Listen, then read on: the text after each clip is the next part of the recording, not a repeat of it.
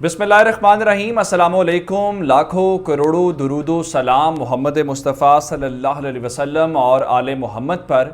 मैं हूँ उमर दराज गोंदल और आप मेरा यूट्यूब चैनल देख रहे हैं।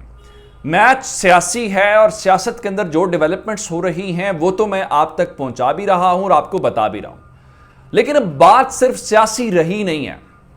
आप पाकिस्तान के अंदर अभी ट्विटर के ऊपर जाइए, आप वहाँ पे ट्वीट्स देखें ज़रा, और आप वहां पे बाकायदा यानी अनवेरिफाइड अकाउंट से वेरीफाइड अकाउंट्स भी कुछ ऐसे रिपोर्ट हुए हैं जो ये कह रहे हैं कि जनाब ये फौज करवा रही है सब कुछ। वो जनरल बाजवा का नाम ले रहे हैं, जनरल नदीम अंजुम का नाम ले रहे हैं और उनके बारे में क्या कुछ नहीं कह रहे। एक बाकायदा कैंपेन लॉन्च कर दी गई है अफवाज पाकिस्तान के खिलाफ, और फिर इसके अंदर इसके पीछे है कौन? क्या पाकिस्तान तहरीक इंसाफ बतौर जमात इसके पीछे है? उनका सोशल मीडिया विंग है या कोई और सियासी जमात इसके पीछे है कौन? ये मैं आपको पहले नंबर पे बताऊंगा, मालूम क्या अभी तक हुआ। दूसरे नंबर के ऊपर मौजूद जिनके बारे में ये कैंपेन्स कर रहे हैं, ये सारे का सारा मजमूम प्रोपेगेंडा कर रहे हैं, आपको क्या लगता है कि वो खामोशी से बैठे होंगे? उनको कोई कंसर्न नहीं है कि मुल्क की हिफाजत के लिए या मुल्क के लिए काम करने वाले लोगों को आप गालियां देते रहें, वो खामोश बैठे रहेंगे? तो मैं आपको इदारे से रेलिवेंट पॉलिसी बताऊंगा कि उन्होंने क्या फैसला कर लिया है, आइंदा आने वाले चंद दिनों के अंदर होने क्या वाला है। बस सिर्फ एक तैयारी खास की जा रही है। और फिर इस सारी सूरत हाल के दौरान जो सुप्रीम कोर्ट में मैच पड़ गया है, वहां पे क्या होने वाला है? सदर ने जनाब दस्तखत कर दिए हैं और सदर के दस्तखत के बाद मामला काबीना में है, काबीना के बाद वजीर आजम साहब एडवाइस मांगेंगे और सदर साहब का मामला यूं सुप्रीम कोर्ट पहुंच जाएगा। बिलावल ने भी अब से थोड़ी देर पहले गुफ्तगू की है।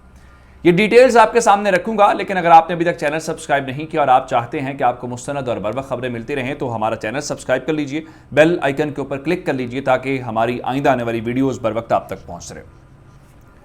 मामला इस वक्त यह है कि सियासत के दोनों अतराफ गवर्नमेंट और अपोजिशन एक दूसरे को गिराने की कोशिश कर रही है। उनका सियासी हक है और हम सबको एहतराम करना चाहिए। अगर कोई तहरीक इंसाफ का हामी ये कहता है कि उसकी हुकूमत नहीं जानी चाहिए, रहनी चाहिए, तो उसका भी एहतराम होना चाहिए। अपोजिशन का भी ये उनका सियासत का मामला है। हम एक राय तो दे सकते हैं, खबर तो पहुंचा सकते हैं, लेकिन चूंकि हम वोट देने के अहल नहीं है, ये तो एमएनएस का काम है और सियासत के फैसले सियासत के मैदान में होते हैं। लेकिन सियासी कशमकश के दौरान पाकिस्तान की फौज के ऊपर, पाकिस्तान के इंटेलिजेंस इदारे के ऊपर सूरत हाल यह है कि इस वक्त सोशल मीडिया के ऊपर बाकायदा एक मुहिम शुरू की गई है, जिसको मैं ये कहूंगा कि सोशल मीडिया के ऊपर अफवाज पाकिस्तान और पाकिस्तान के अहम इदारों के ऊपर हमले शुरू कर दिए गए हैं। इस किस्म की जो कैंपेन्स हैं वो मुल्क से बाहर तो होती रही हैं, जनरल आसिफ गफूर साहब भी कहते रहे हैं और दीगर भी लोग इस बारे में बताते रहे हैं कि वहां पे इंडियन जो अकाउंट्स हैं वो काम करते हैं। लेकिन इस बार इंडियन अकाउंट से ज्यादा ये पाकिस्तानी अकाउंट्स हैं और पाकिस्तान के अंदर बैठे हुए लोग हैं जो इस पूरे खेल के अंदर शामिल हैं। मैं आपको बताऊं कि इस पूरी मुहिम के दौरान पाकिस्तान के अस्करी लीडरशिप, पाकिस्तान के अस्करी इदारों को मलाइन किया जा रहा है। अब पहला सवाल यह है कि इस मुहिम के पीछे आखिर कौन है? क्या तहरीक इंसाफ का सोशल मीडिया विंग एक खास तरीकाकार के तहत यह काम कर रहा है ताकि पैगाम दिया जाए जी अगर हमारी हुकूमत गई तो फिर कोई भी नहीं बचेगा, सबको गंदा करेंगे? दूसरे नंबर के ऊपर क्या यह बेनिफिट ऑफ डाउट दिया जा सकता है कि तहरीक इंसाफ नहीं, ये ऑपोजिशन की जमातें हो सकती हैं या कोई ऑपोजिशन का ग्रुप हो सकता है या मुल्क से बाहर कोई ग्रुप हो सकता है जिसका मकसद यह हो कि हुकूमत और फौज को आपस में लड़ा दिया जाए और रिजल्ट्स अपनी मर्जी के ले लिए जाए? मैं इस कंक्लूजन का, इस सवाल का जवाब देने से पहले हुकूमत का जवाब भी आ गया इस मामले के ऊपर। ऐसा नहीं है कि हुकूमत को इस चीज का अंदाजा नहीं है ये कितना सेंसिटिव मामला है। मैं आपको एक और यहां पे एलिमेंट बताना चाहता हूं। चौधरी सालिक हुसैन, आप जानते हैं कि वो काफ लीग से हैं, हुकूमत के इत्तेहादी हैं। उन्होंने अब से थोड़ी देर पहले एक ट्वीट किया है और उस ट्वीट के अंदर उन्होंने वजीर आजम पाकिस्तान को मुदाखलत करने का कहा। यहां तक मसला नहीं है, लेकिन जो अगली बात उन्होंने की है वो बहुत खतरनाक है। एक तो उन्होंने कहा जनाब वजीर आजम साहब आप रोक लें, अगर आप नहीं रोक सकते तो हम निमटना और रोकना जानते हैं। यह भी खतरनाक बात नहीं है। खतरनाक बात यह है उनके मुताबिक पाकिस्तान तहरीक इंसाफ का social media wing, social media और एक रुकने असेंबली जो हैं, खातून रुकने असेंबली, जो उन्होंने इल्जामात लगाए हैं वो नाकाबिले बर्दाश्त हैं। ये चौधरी सालिक साहब जो हैं उन्होंने उंगलियां तहरीक इंसाफ की जानिब उठाई हैं, जो कि खतरनाक बात। हम ये नहीं कह रहे कि वही होंगे, लेकिन अगर कोई भी कर रहा है तो हुकूमत की जिम्मेदारी है इसको रोकना, या कम से कम ये आइडेंटिफाई करना इसके पीछे कौन लोग शामिल हैं। अच्छा, अब सिर्फ तहरीक इंसाफ के ऊपर आप ना जाएं कि तहरीक इंसाफ वाले, इल्ला माशाल्लाह इसके अंदर, इस हमाम के अंदर पाकिस्तान के जब सियासी वर्कर सारे ही नंगे हैं और जब करने पे आते हैं कुछ छोड़ते नहीं हैं। गवर्नमेंट में होते हैं तो यही फौज की तारीफें करते हैं, गवर्नमेंट जाती है जाने लगती है तो काम शुरू कर देते हैं। नवाज शरीफ साहब हुकूमत के अंदर रहे, हुकूमत से निकले तो उसके बाद उन्होंने मिलिट्री लीडरशिप का जलसों में नाम लिया। क्या जनरल बाजवा का नाम नहीं लिया उन्होंने? क्या जनरल फैज हमीद का नाम उन्होंने नहीं लिया? क्या जनरल इरफान मलिक का नाम उन्होंने नहीं लिया? कर्नल साहब का भी जिक्र हमने सुना। तो ये उसके बाद इलेक्शन के बाद बाकायदा जनरल बाजवा को लेके बक्सा और फिर चोरी और फिर पता नहीं क्या कुछ इल्जामात। मैं कहने का मतलब यह है कि इस बारे में कोई भी पीछे नहीं है। हाँ, पाकिस्तान पीपल्स पार्टी ये कह सकते हैं कि उनका सोशल मीडिया इतना विंग मजबूत नहीं है, या वो इन चक्रों में वो नहीं आते। अब इस सारी चीज को लेके इस वक्त तहरीक इंसाफ वाले क्या कह रहे हैं, आखिर उनकी भी सुननी चाहिए। अगर चौधरी सालिक साहब ने उनकी तरफ इशारा किया है या उनके ऊपर इल्जाम लगाया तो उनका जवाब भी आना चाहिए।